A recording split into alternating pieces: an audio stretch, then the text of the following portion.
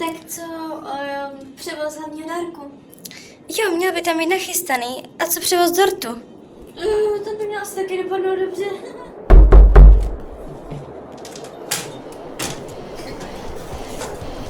Zdravím dámy. Ahoj, Alto.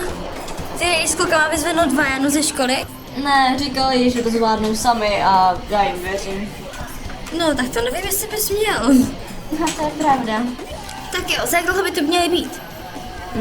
10 minut? Výborně, tak co kdybychom dali dort na stůl? Nic, zkusím pro ní doběhnout. Čete holky! Ahoj! Kde máš Elzu? Běžela pro dort. Vidím, že chceš být zlatá ryba i tady. No, snažím se prostě odpoutat od Bena, ale moc mi to nedaří a nedaří se mi ani vyhrávat z toho večírku, takže už chodím na akce, na všechny akce tady v tomhle. Jde to vidět.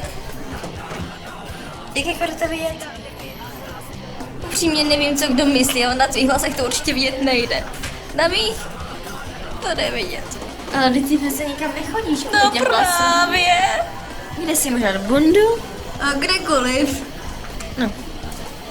Tady samozřejmě nebude. Ano, ty máš mega tematické oblečení. Wow, díky. To jsem dostala na Vánoce minulý rok. Tak to je hustý. Jo, je. Lidi, otevře mi někdo, prosím. Jasně, už běžím. Tak jo, já to dám rovnou na ten stůl. Co vy na to? Jo. Já to mám hodný. Tak. Ne. Vypadám jak čuně. Nebo že toho nikdo nevšimne. No tak možná v té vší růžové tady ne, ale tak to... nejdou už? No. Rychle, zastanou světla, všichni schovat. Jo. Neopomeň se říct ani slovo. Byl zopatíš.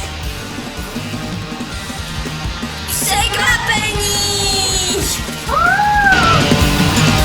Já dneska slavím, dneska je můj den, dobře se bavím, na jedno půjdem, na moje zdraví, všichni až do dna. Přeji si něco, Majano!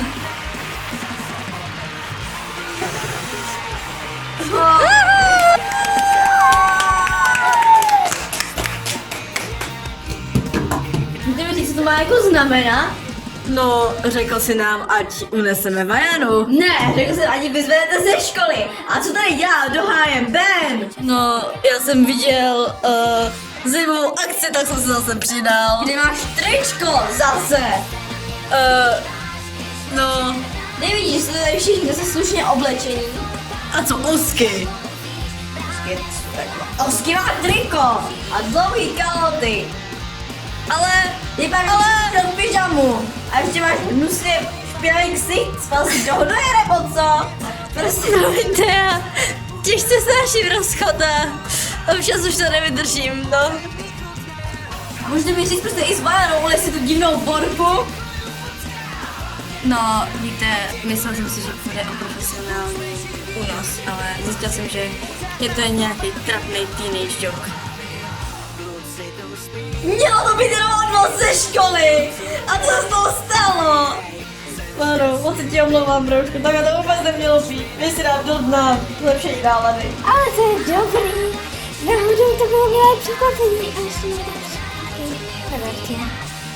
To je estetikos, to se jí. To je dobře, Ještě i za nás Vajeno všechno nejlepší tím krásným narozeninám. Omlouváme se za to přepadení, ale říkali jsme si, že prostě adrenalin je to, co každý chlap, ale teda každý oslavenec potřebuje. Jasně, děkuju.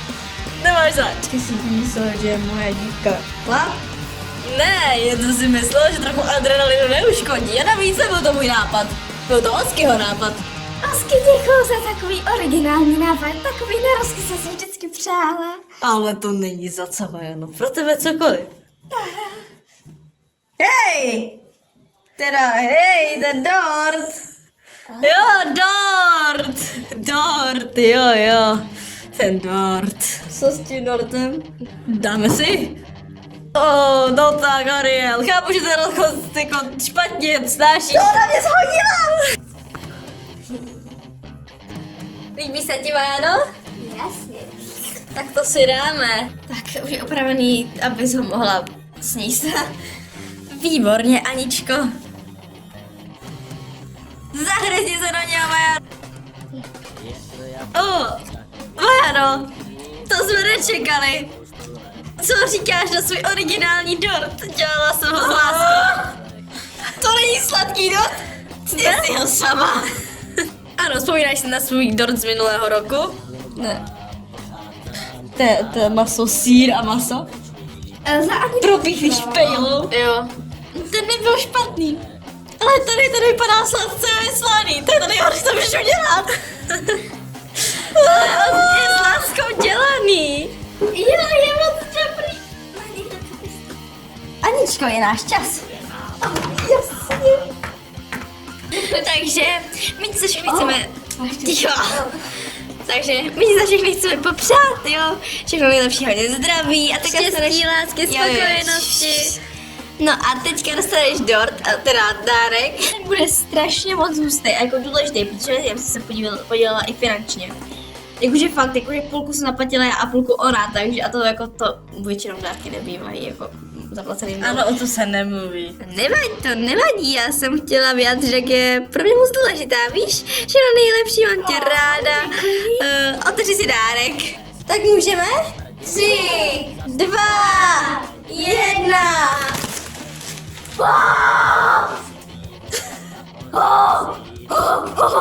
Děkuju.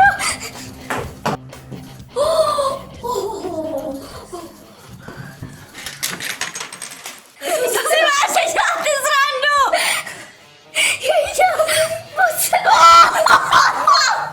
Vidíš, Ruženko, proto říkám, nikdy si na oslavy moc neoblíkej. Buď se ožereš a pobleješ, anebo ti to posere někdo jiný. Tvoje moci, to bylo moje oblečení. Víš, říkali jsme si, že bys neměla prodávat na recepci, jako teda na recepci, tam na jako prodej lístku nebo tak, že jsi měla mít svoji vlastní takovou menší, nevíme. Není vůbec za co, máme tě moc. To jsi dělala nebyl. Samozřejmě. A tady to dole je Max. Když tady vyťukáš nějaký čísla, tak počkej. Vyjede ti tam cena. Takže tvoji zákazníci budou vědět, kolik mají zaplatit. A ty to mají mít taky, protože tady to máš taky. To je všechno, co jsem chtěla. Holky, jste nejlepší. Nevíme. Nemáš vůbec zač. Teda, nemáš za co. To je hustý. To je úžasný, moc vám děkuju, jste nejlepší všichni. Nemáš za co, Vajano. Ale teď se pojďme bavit. Jo! To mám říkat já. Taky řekni. Teď se pojďme pořádně bavit. Jo! Cítím se tu celkem nedobrovolně.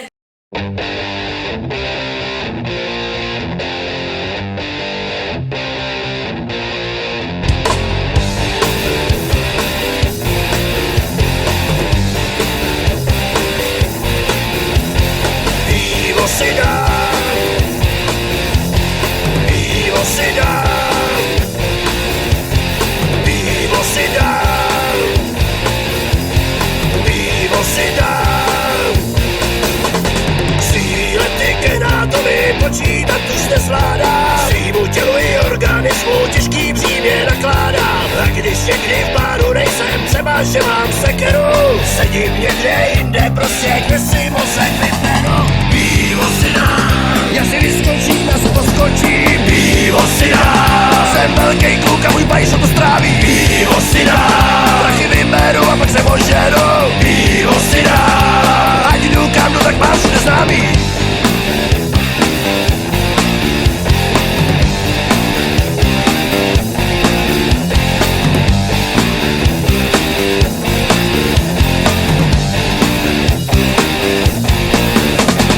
Nemůžu se dočkat, až si v práci ve 2 odpíchnu.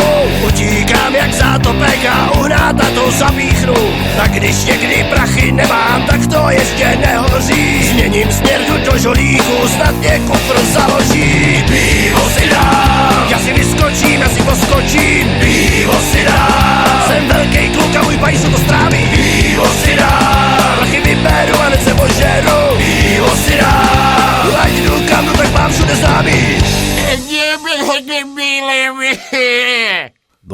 půjdem domů.